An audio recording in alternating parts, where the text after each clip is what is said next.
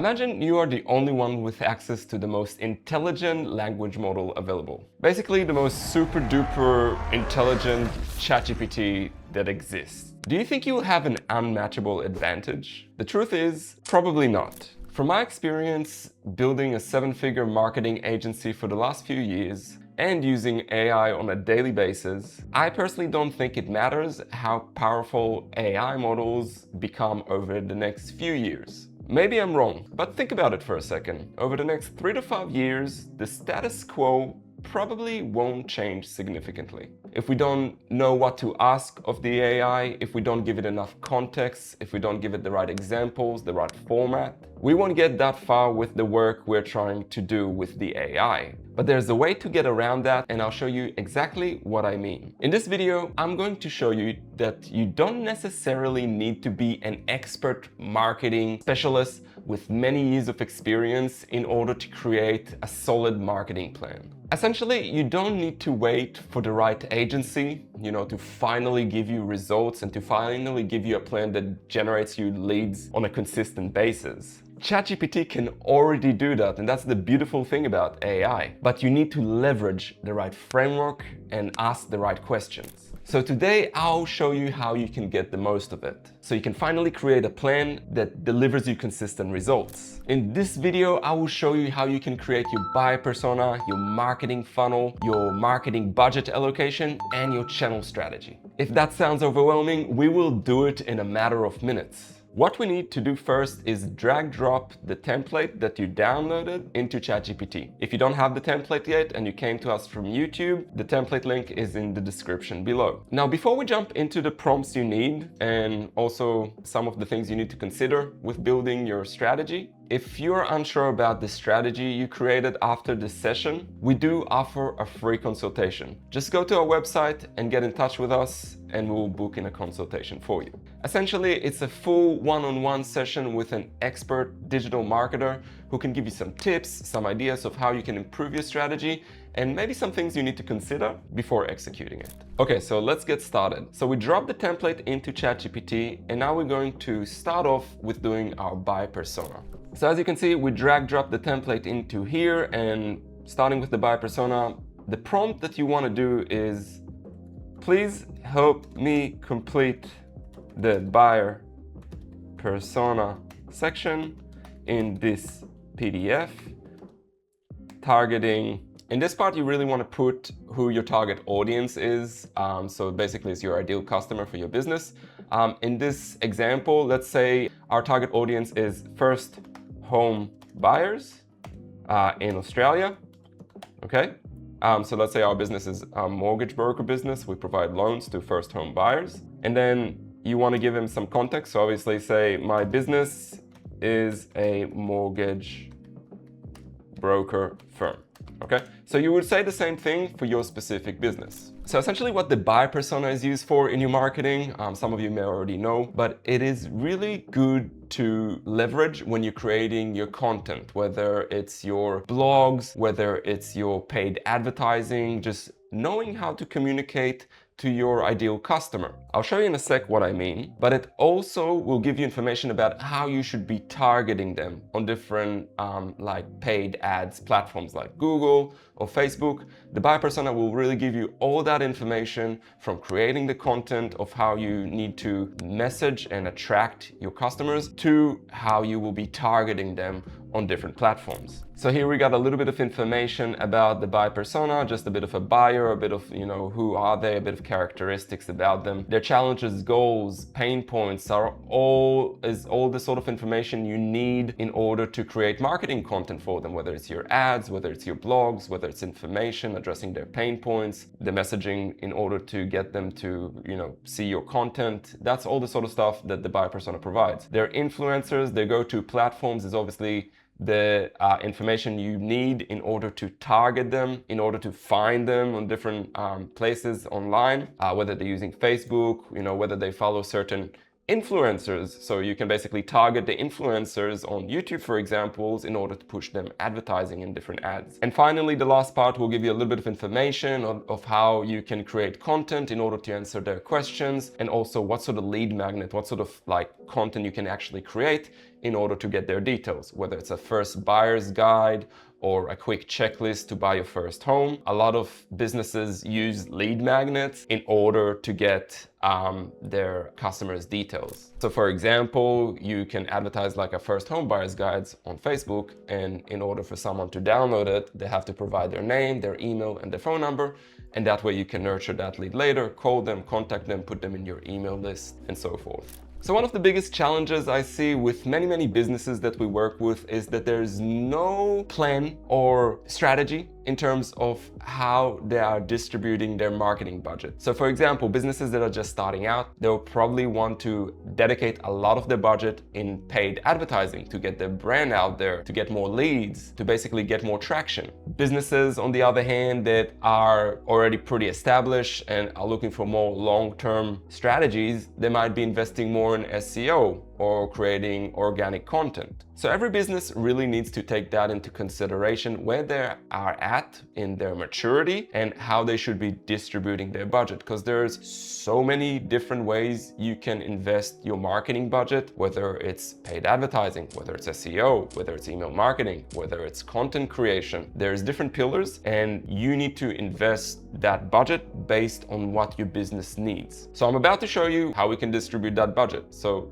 bear with me and I'll show you how that prompt goes. And what I said will be much more clear after I put this prompt in. So let's get started. So what you want to say is, assist me in filling out the marketing, and I'm sorry if I have spelling mistakes while I type quickly, marketing budget and distribution section.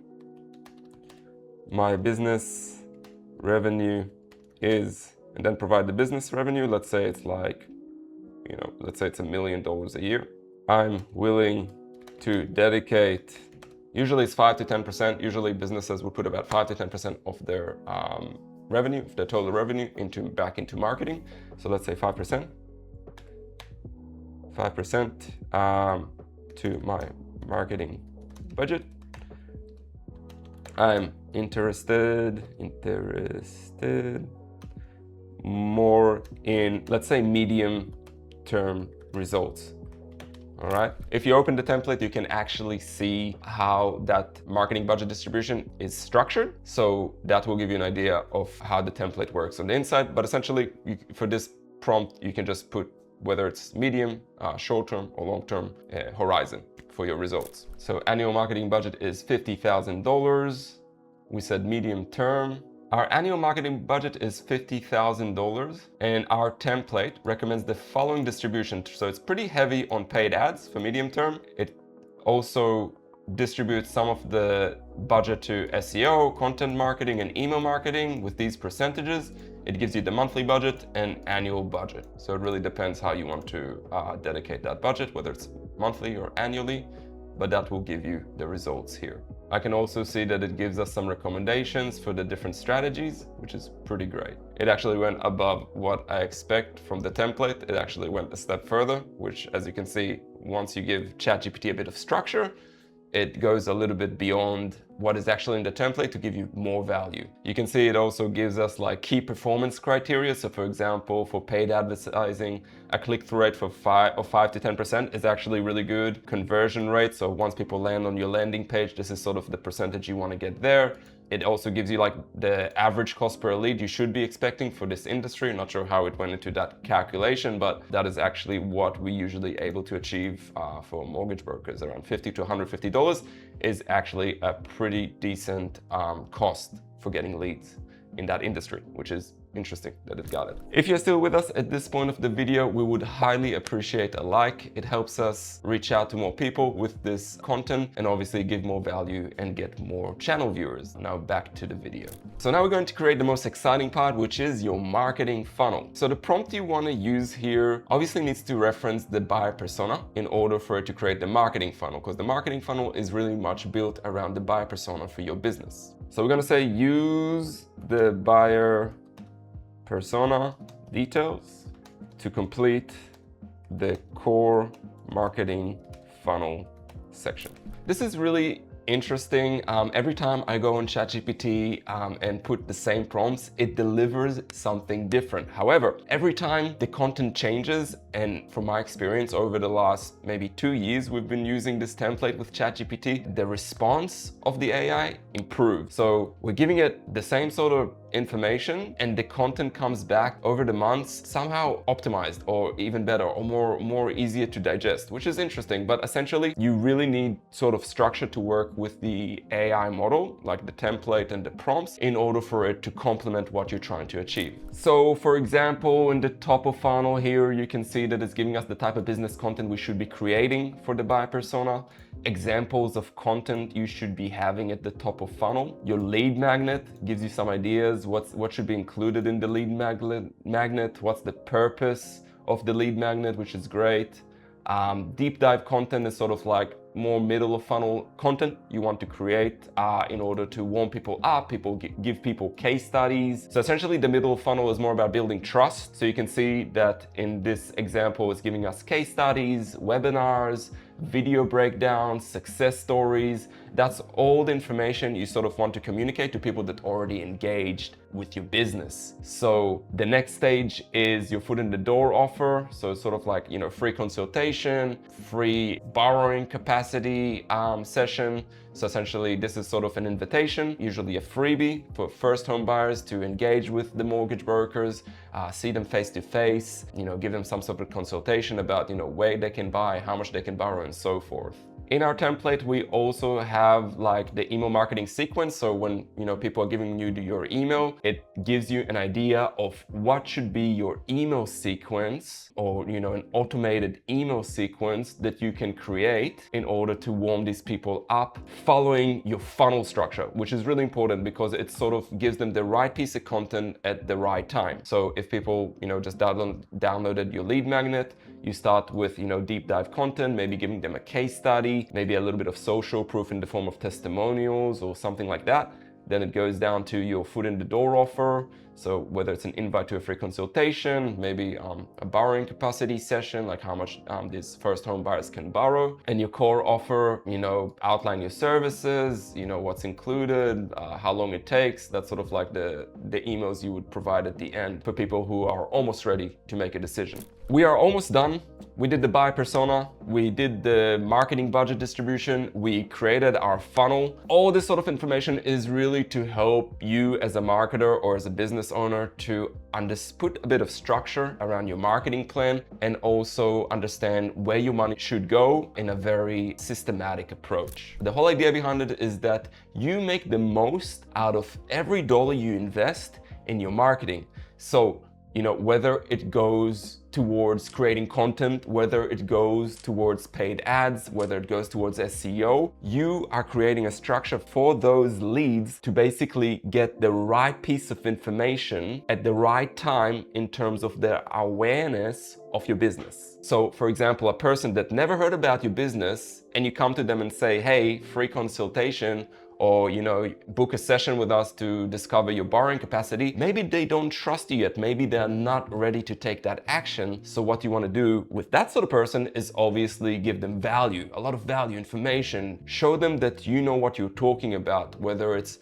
a lead magnet, whether it's like some sort of like first home buyer's guide, or whether it's just like a short video about the risks that first home buyers take if they buy an apartment, or the risks they take if they buy a house. They need to know about the different options they have. So that's the sort of information you have with this person. But a person, for example, that already knows you, then you provide them a little bit more information about previous work you've done, like testimonials from your previous customers, case studies, a foot in the door offer, like, hey, like, you know, free consultation, no strings attached. This is all about making your marketing more efficient so you can get the most out of your marketing and you know how to optimize your marketing where things are not working. This is something we can walk through with you if you decide to book a free consultation with us. But essentially, there's a bit of experience and knowledge that goes into that in order to understand how to optimize the marketing funnel, how to improve results for your paid ads, SEO, and so forth. But that's a lot of information for just a single video. Finally, we're going to create the marketing channel strategy, basically selecting which social media platforms or which platforms in general we're going to advertise on. So here's the prompt: complete the marketing channel strategy based on the buyer persona and core marketing funnel. So in your marketing funnel, you have different types of content, right? You have your business content, which is your blogs, your social media posts, your organic social media posts, your lead magnets or lead magnet, whether you have one or multiples, your deep dive content, foot and door offer, and core offer. So if you're advertising on Google Ads, it says for warm audience. Obviously, your lead magnet, foot and door offer, and core offer would be more suitable. So if you're retargeting people on Google Ads, for cold audience, business content, obviously your posts, your blogs, your lead magnet, and deep dive content. So obviously, colder audience, top of the funnel, warmer audience, bottom of the funnel. And then it just gives you some example of keywords. Obviously, you're doing search campaigns. And then just landing page ideas, which is really interesting. It actually gave us more than it did last time we tried.